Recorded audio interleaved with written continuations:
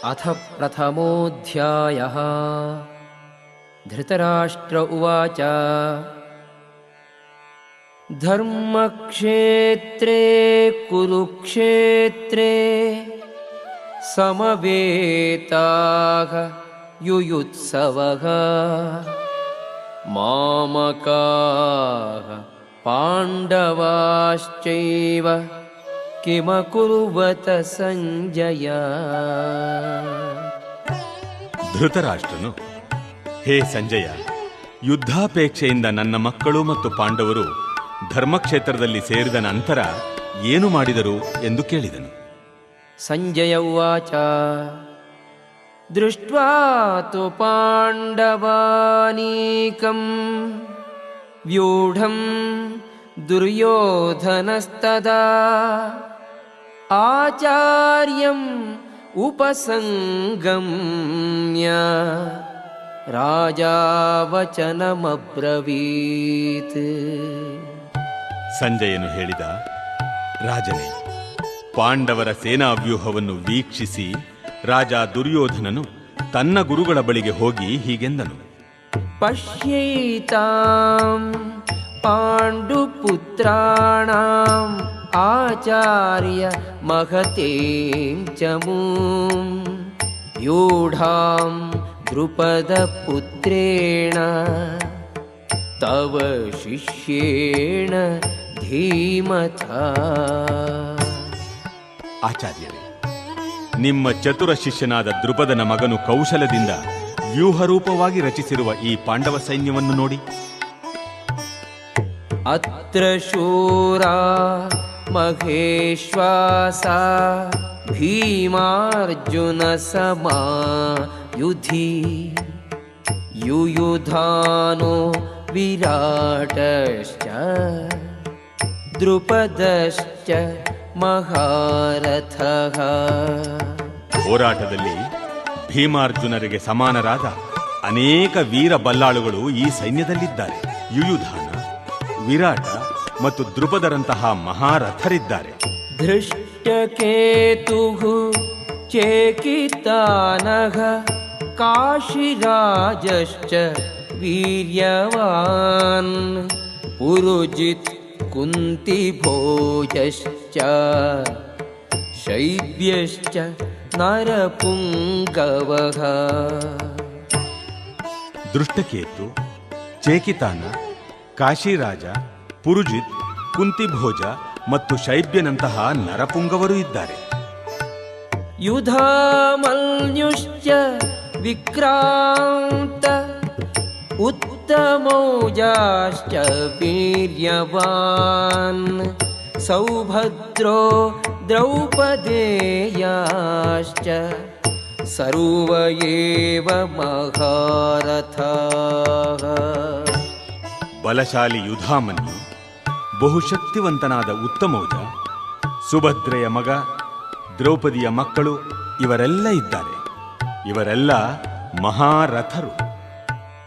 ಅಸ್ಮಾಕಂ ತು ವಿಶಿಷ್ಟಾಯೇ ತಾನ್ನಿಬೋಧ ದ್ವಿಜೋತ್ತಮ ನಾಯಕ ಮಮ ಸೈನ್ಯಸ್ಯ ಸಂಜ್ಞಾರ್ಥಂ ತಾನ್ ಬ್ರವೀಮಿತೆ. ಬ್ರಾಹ್ಮಣೋತ್ತಮರೇ, ನಿಮಗೆ ತಿಳಿಸಲೆಂದು ನನ್ನ ಸೈನ್ಯವನ್ನು ನಡೆಸಬಲ್ಲ ವಿಶೇಷ ಅರ್ಹತೆ ಇರುವ ನಾಯಕರ ವಿಷಯವನ್ನು ಹೇಳಬಯಸುತ್ತೇನೆ. ಭವಾನ್ ಭೀಷ್ಮಶ್ಚ ಕರ್ಣಶ್ಚ ಕೃಪಶ್ಚ ಸಮಿತಿಂಜಯಃ ಅಶ್ವತ್ಥಾಮಾ ವಿಕರ್ಣಶ್ಚ ಸೌಮದತ್ತಿಃ ತಥೈವ ಚ. ತಾವು ಭೀಷ್ಮರು, ಕರ್ಣ, ಕೃಪ, ಅಶ್ವತ್ಥಾಮ, ವಿಕರ್ಣ, ಸೋಮದತ್ತನ ಮಗನಾದ ಭೂರಿಶ್ರವ ಇವರೆಲ್ಲ ಯಾವಾಗಲೂ ಯುದ್ಧದಲ್ಲಿ ವಿಜಯಿಗಳಾಗುವವರು. ಅನ್ಯೇ ಚ ಬಹವಃ ಶೂರಾಃ ಮದರ್ಥೇ ತ್ಯಕ್ತ ಜೀವಿತಾಃ ನಾನಾ ಶಸ್ತ್ರ ಪ್ರಹರಣಾಃ ಸರ್ವೇ ಯುದ್ಧ ವಿಶಾರದಾಃ. ನನಗಾಗಿ ಪ್ರಾಣವನ್ನೇ ಕೊಡಲು ಸಿದ್ಧರಾಗಿರುವ ಇನ್ನೂ ಅನೇಕ ಮಂದಿ ವೀರರಿದ್ದಾರೆ. ಅವರೆಲ್ಲ ವಿವಿಧ ಅಸ್ತ್ರಶಸ್ತ್ರಗಳನ್ನು ಹೊಂದಿರುವವರು, ಎಲ್ಲರೂ ಯುದ್ಧ ವಿಶಾರದರು. ಅಪರ್ಯಾಪ್ತಂ ತದಸ್ಮಾಕಂ ಬಲಂ ಭೀಷ್ಮಾಭಿರಕ್ಷಿತಂ ಪರ್ಯಾಪ್ತಂ ತ್ವಿದಮೇತೇಷಾಂ ಬಲಂ ಭೀಮಾಭಿರಕ್ಷಿತಂ. ನಮ್ಮ ಶಕ್ತಿಯು ಅಳತೆಯನ್ನು ಮೀರಿತ್ತು. ತಾತ ಭೀಷ್ಮರಿಂದ ನಮಗೆ ಪರಿಪೂರ್ಣ ರಕ್ಷಣೆಯೂ ದೊರೆತಿದೆ. ಭೀಮನು ಎಚ್ಚರದಿಂದ ರಕ್ಷಿಸುತ್ತಿರುವ ಪಾಂಡವರ ಶಕ್ತಿಯಾದರೂ ಮಿತವಾದದ್ದು. ಅಯನೇಷು ಚ ಸರ್ವೇಷು ಯಥಾ ಭಾಗಂ ಅವಸ್ಥಿತಾಃ ಭೀಷ್ಮಮೇವಾಭಿರಕ್ಷन्तು ಭವಂತಃ ಸರ್ವ ಏವ ಹಿ. ಸೈನ್ಯ ವ್ಯೂಹವನ್ನು ಪ್ರವೇಶಿಸಲು ಇರುವ ಆಯಕಟ್ಟಿನ ಬಿಂದುಗಳಲ್ಲಿ ನಿಮ್ಮ ನಿಮ್ಮ ಸ್ಥಳಗಳಲ್ಲಿ ನಿಂತಿರುವ ನೀವು ಈಗ ಪಿತಾಮಹ ಭೀಷ್ಮರಿಗೆ ಸಂಪೂರ್ಣ ಬೆಂಬಲವನ್ನು ನೀಡಬೇಕು. ತಸ್ಯ ಸಂಜನಯನ್ ಹರ್ಷಂ ಕುರು ವೃದ್ಧಃ ಪಿತಾಮಹಃ ಸಿಂಹನಾದಂ ವಿನದ್ಯೋಚ್ಚೈಃ ಶಂಖಂ ದದ್ಮೌ ಪ್ರತಾಪವಾನ್. ಕುರುಕುಲ ಪಿತಾಮಹರಾದ ಮತ್ತು ಪ್ರತಾಪಶಾಲಿಗಳಾದ ಭೀಷ್ಮರು ಉಚ್ಚಸ್ವರದಿಂದ ಸಿಂಹನಾದವನ್ನು ಮಾಡಿ ಶಂಖವನ್ನು ಊದಿದರು. ಇದರಿಂದ ದುರ್ಯೋಧನನಿಗೆ ಹರ್ಷವಾಯಿತು. ತತಃ ಶಂಖಾಶ್ಚ ಭೇರ್ಯಶ್ಚ ಪಣವಾನಕ ಗೋಮುಖಾಃ ಸಹಸೈವಾಭ್ಯಹನ್ಯಂತ ಸಶಬ್ದಃ ತುಮುಲೋಭವತ್. ಅನಂತರ ಶಂಖಗಳು, ಭೇರಿಗಳು, ಡೋಲು, ತಮಟೆ, ಗೋಮುಖ ಮೊದಲಾದ ವಾದ್ಯಗಳು ಇದ್ದಕ್ಕಿದ್ದಂತೆ ಒಟ್ಟಿಗೆ ಮೊಳಗಿದವು. ಆ ರಣಶಬ್ದವು ಭೀಷಣವಾಗಿತ್ತು. ತತಃ ಶ್ವೇತೈಃ ಹಯೈರ್ಯುಕ್ತೆ ಮಹತಿ ಸ್ಯಂದನೆ ಸ್ಥಿತೌ ಮಾಧವಃ ಪಾಂಡವಶ್ಚೈವ ದಿವ್ಯೌ ಶಂಖೌ ಪ್ರದಧ್ಮತುಃ. ಎದುರು ಪಕ್ಷದಲ್ಲಿ ಬಿಳಿಯ ಕುದುರೆಗಳನ್ನು ಕಟ್ಟಿದ ಮಹಾರಥದಲ್ಲಿ ಉಪಸ್ಥಿತರಾಗಿದ್ದ ಶ್ರೀಕೃಷ್ಣನು, ಅರ್ಜುನನು ತಮ್ಮ ಅಲೌಕಿಕವಾದ ಶಂಖಗಳನ್ನು ಊದಿದರು.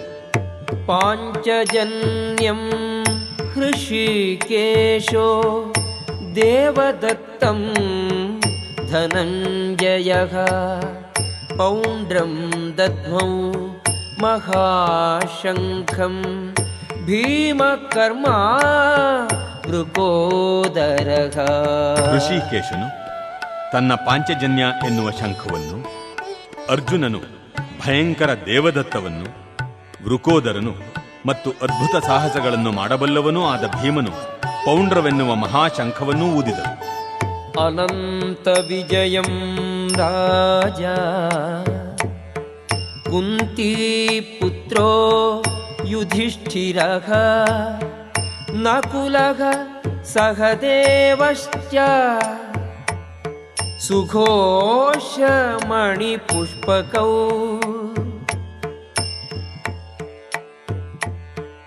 ಕಾಶ್ಯಶ್ಚ ಪರಮೇಶ್ವಾಸಃ ಶಿಖಂಡೀ ಚ ಮಹಾರಥಃ ಧೃಷ್ಟದ್ಯುಮ್ನೋ ವಿರಾಟಶ್ಚ ಸಾತ್ಯಕಿಶ್ಚ ಪರಾಜಿತಃ ದ್ರುಪದೋ ದ್ರೌಪದೇಯಾಶ್ಚ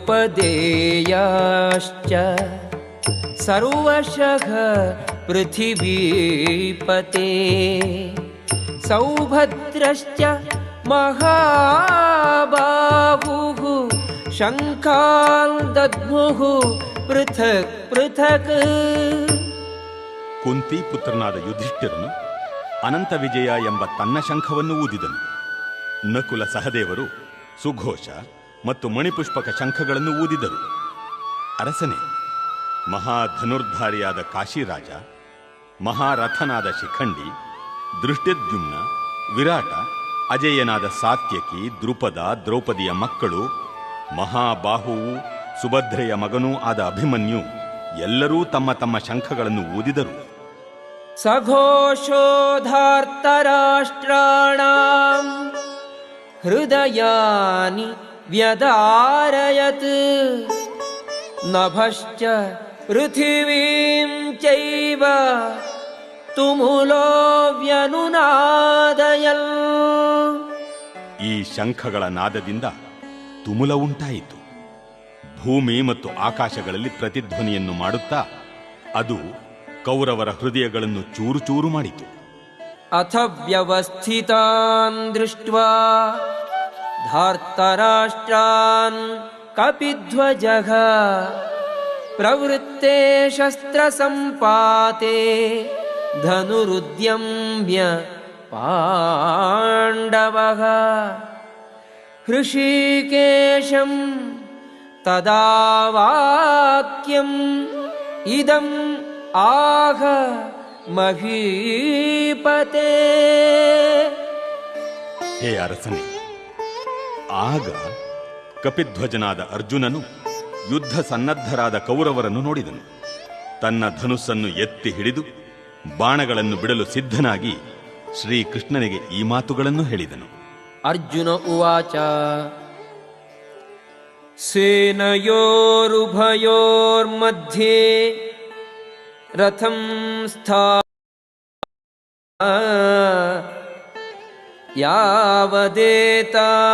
ಯಾವದೇತಾನ್ನಿರೀಕ್ಷೇಹಂ ಯೋದ್ಧುಕಾಮಾನ್ ಅವಸ್ಥಿತಾನ್ ಕೈರ್ಮಯಾ ಸಹ ಯೋದ್ಧವ್ಯಂ ಅಸ್ಮಿನ್ ರಣಸಮುದ್ಯಮೇ. ಅರ್ಜುನ ಹೇಳಿದ, ಹೇ ಅಚ್ಯುತ, ಯುದ್ಧ ಮಾಡಲು ಸನ್ನದ್ಧವಾಗಿರುವ ಇವರನ್ನು ಮತ್ತು ಈ ಘೋರ ಶಸ್ತ್ರ ಸ್ಪರ್ಧೆಯಲ್ಲಿ ನಾನು ಯಾರೊಡನೆ ಹೋರಾಡಬೇಕೋ ಅವರನ್ನು ನೋಡಲು ಸಾಧ್ಯವಾಗುವಂತೆ ಈ ಎರಡು ಸೈನ್ಯಗಳ ಮಧ್ಯೆ ನನ್ನ ರಥವನ್ನು ನಿಲ್ಲಿಸು. ಯೋತ್ಸ್ಯಮಾನಾನ್ ಅವೇಕ್ಷೇಹಂ ಯಯೇತೇತ್ರ ಸಮಾಗತಾಃ ಧಾರ್ತರಾಷ್ಟ್ರಸ್ಯ ದುರ್ಬುದ್ಧೇಃ ಯುದ್ಧೇ ಪ್ರಿಯಚಿಕೀರ್ಷವಃ. ದುರ್ಬುದ್ಧಿಯವನಾದ ಧೃತರಾಷ್ಟ್ರನ ಮಗನನ್ನು ಸುಪ್ರೀತಗೊಳಿಸುವ ಅಪೇಕ್ಷೆಯಿಂದ ಯುದ್ಧ ಮಾಡಲು ಇಲ್ಲಿಗೆ ಯಾರು ಯಾರು ಬಂದಿದ್ದಾರೆ ಎಂದು ನಾನು ನೋಡಲು ಬಯಸುತ್ತೇನೆ.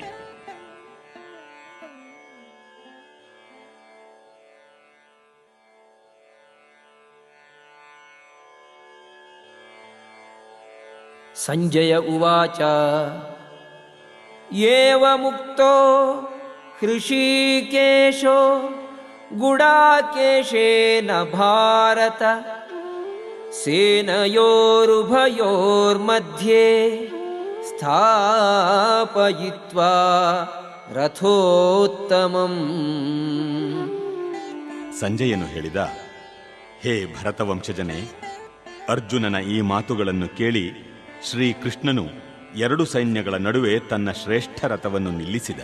ಭೀಷ್ಮದ್ರೋಣ ಪ್ರಮುಖತಃ ಸರ್ವೇಷಾಂ ಚ ಮಹೀಕ್ಷಿತಾಂ ಉವಾಚ ಪಾರ್ಥ ಪಶ್ಯೈತಾನ್ ಸಮವೇತಾನ್ ಕುರೂನಿತಿ. ಭೀಷ್ಮ, ದ್ರೋಣ ಮತ್ತು ಜಗತ್ತಿನ ಇತರ ರಾಜರ ಮುಂದೆ ರಥವನ್ನು ನಿಲ್ಲಿಸಿ ಭಗವಂತನು, ಪಾರ್ಥ, ಇಲ್ಲಿ ನೆರೆದಿರುವ ಎಲ್ಲ ಕೌರವರನ್ನು ನೋಡು ಎಂದನು.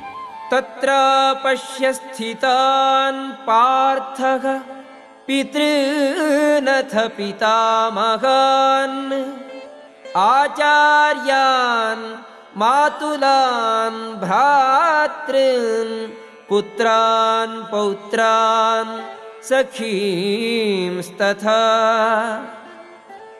ಶ್ವಶುರಾನ್ ಸುಹೃದಶ್ಚೈವ ಸೇನಯೋರುಭಯೋರಪಿ. ಅರ್ಜುನನು ಎರಡು ಸೈನ್ಯಗಳಲ್ಲಿಯೂ ಇದ್ದ ತನ್ನ ಚಿಕ್ಕಪ್ಪ ದೊಡ್ಡಪ್ಪಂದಿರನ್ನು, ತಾತಂದಿರನ್ನು, ಗುರುಗಳನ್ನು, ಸೋದರ ಮಾವಂದಿರನ್ನು, ಸೋದರರನ್ನು, ಮಕ್ಕಳನ್ನು, ಮೊಮ್ಮಕ್ಕಳನ್ನು, ಸ್ನೇಹಿತರನ್ನು, ಮಾವಂದಿರನ್ನು, ಹಿತೈಷಿಗಳನ್ನೂ ನೋಡಿದನು. ತಾನ್ ಸಮೀಕ್ಷ್ಯ ಸ ಕೌಂತೇಯಃ ಸರ್ವಾನ್ ಬಂಧೂನವಸ್ಥಿತಾನ್ ಕೃಪಯಾ ಪರಯಾವಿಷ್ಟೋ ವಿಷೀದನ್ನಿದಮಬ್ರವೀತ್.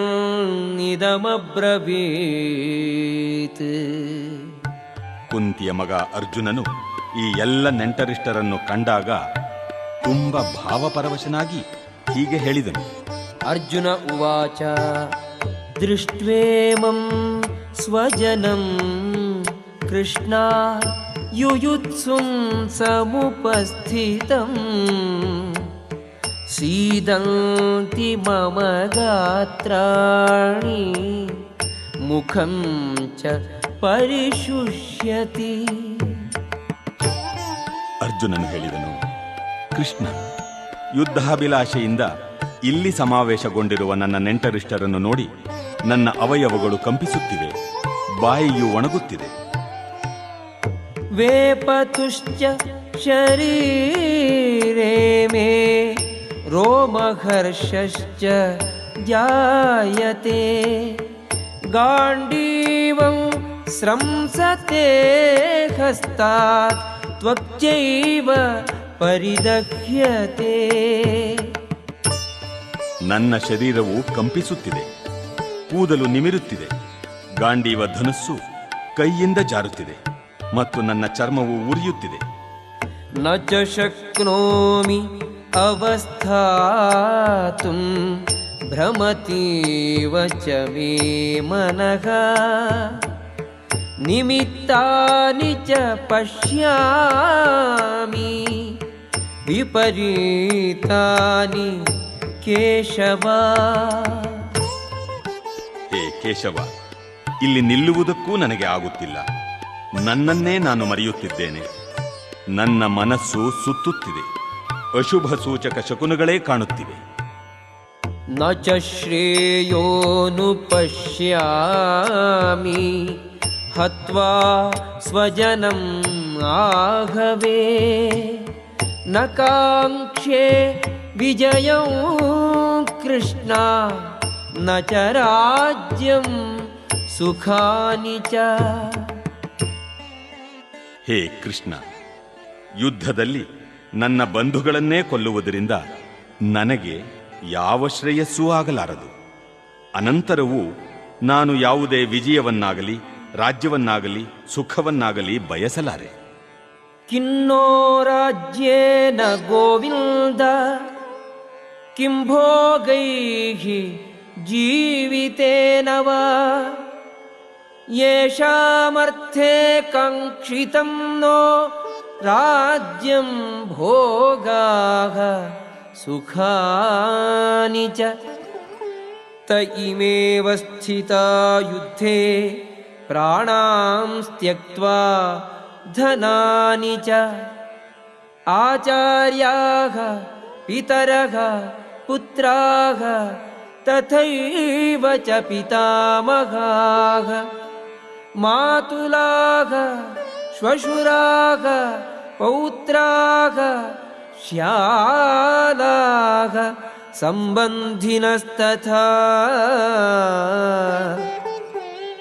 ಏತಾನ್ನ ಹಂತುಮಿಚ್ಛಾಮಿ ಘ್ನತೋಪಿ ಮಧುಸೂದನ ಅಪಿ ತ್ರೈಲೋಕ್ಯ ರಾಜ್ಯಸ್ಯ ಹೇತೋಃ ಕಿಂ ನು ಮಹೀ ಕೃತೆ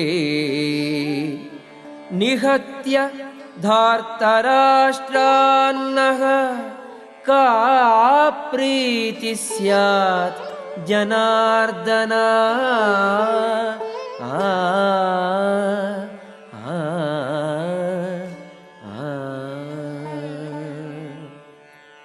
ಹೇ ಗೋವಿಂದ, ಯಾರಿಗೋಸ್ಕರ ನಾವು ರಾಜ್ಯ ಸುಖವನ್ನು ಮತ್ತು ಬದುಕನ್ನು ಸಹ ಬಯಸುತ್ತೇವೆಯೋ ಅವರೇ ನಮ್ಮ ವಿರುದ್ಧವಾಗಿ ಯುದ್ಧಕ್ಕೆ ಸನ್ನದ್ಧರಾಗಿರುವಾಗ ಅವುಗಳಿಂದ ಏನು ಪ್ರಯೋಜನ?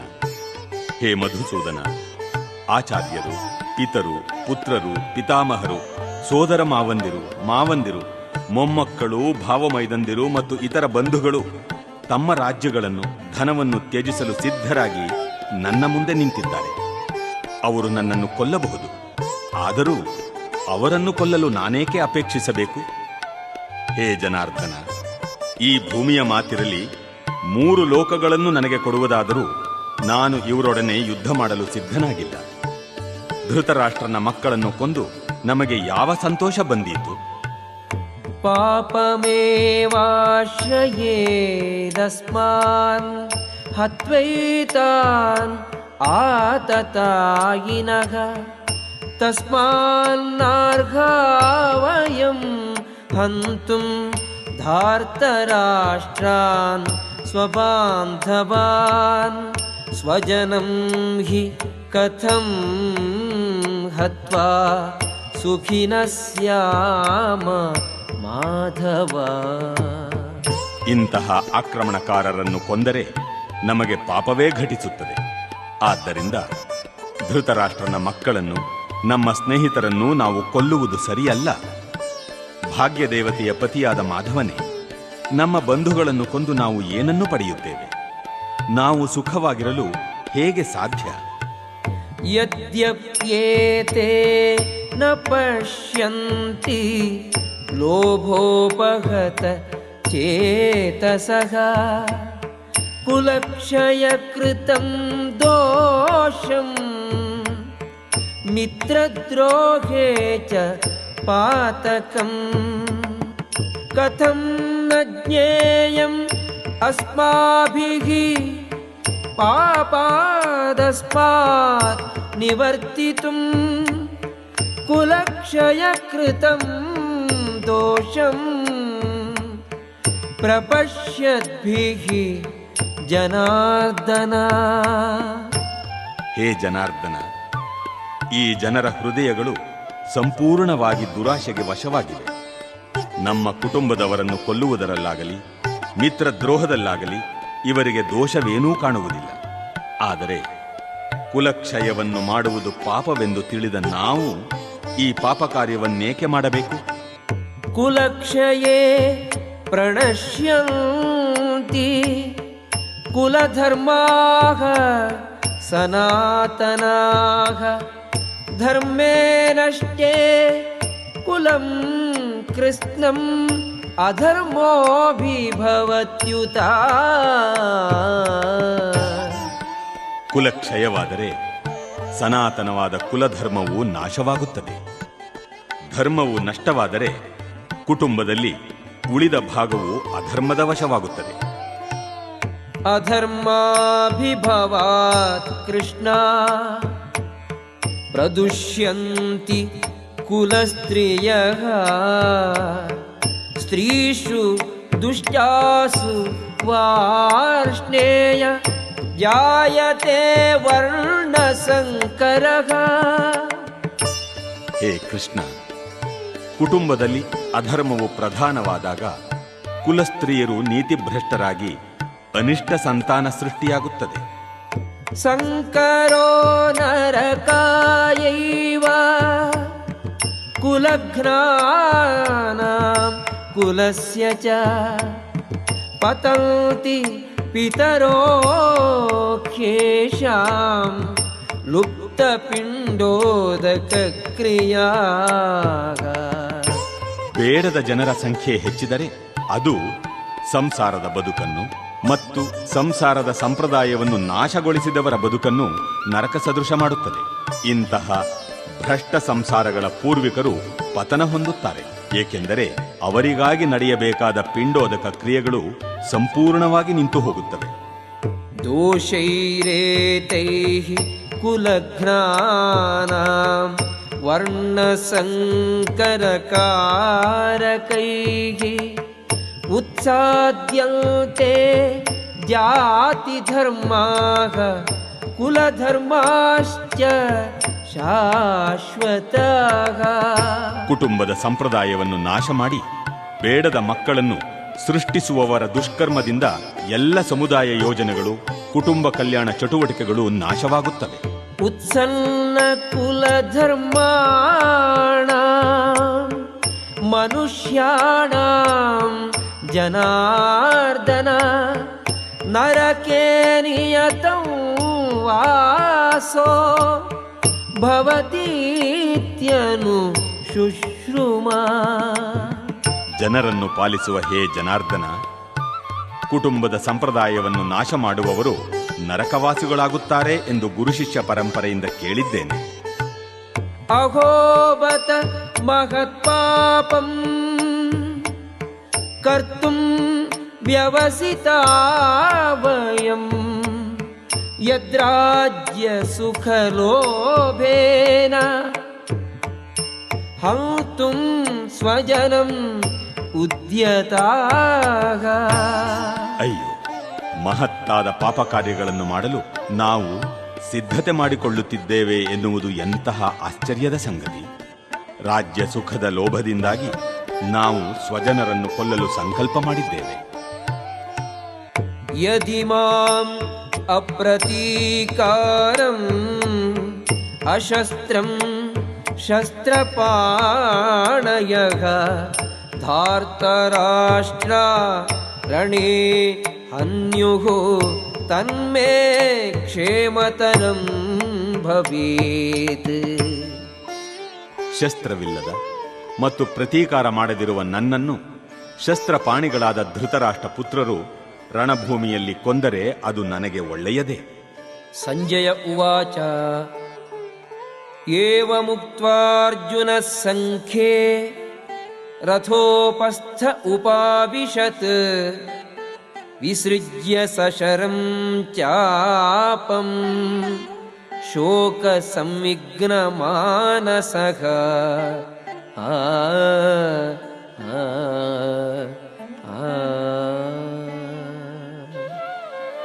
ಸಂಜಯನು ಹೇಳಿದನು, ರಣಭೂಮಿಯಲ್ಲಿ ಅರ್ಜುನನು ಹೀಗೆ ಹೇಳಿ ತನ್ನ ಬಿಲ್ಲು ಬಾಣಗಳನ್ನು ಬದಿಗಿಟ್ಟು ದುಃಖ ಪರವಶನಾಗಿ ರಥದಲ್ಲಿ ಕುಳಿತುಕೊಂಡನು.